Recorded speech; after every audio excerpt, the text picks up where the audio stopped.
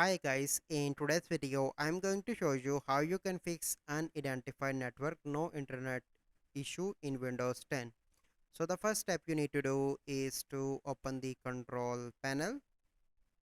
Okay, once you open the control panel, you simply need to go into the network and sharing center and click on change adapter settings. Okay, once you are here, you simply need to click here and you simply need to disconnect first and then you need to connect again.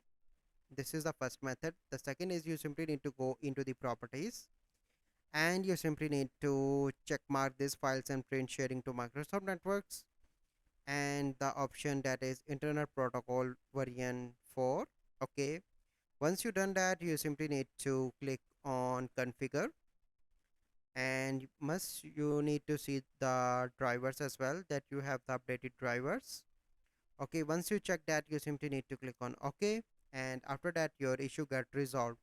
So this is the process how you can fix unidentified network no internet issue in Windows 10. So I hope you find this video helpful. If you find this video helpful, must like this video, subscribe to our YouTube channel for future videos. We'll see you in the next video. Thank you, have a good day.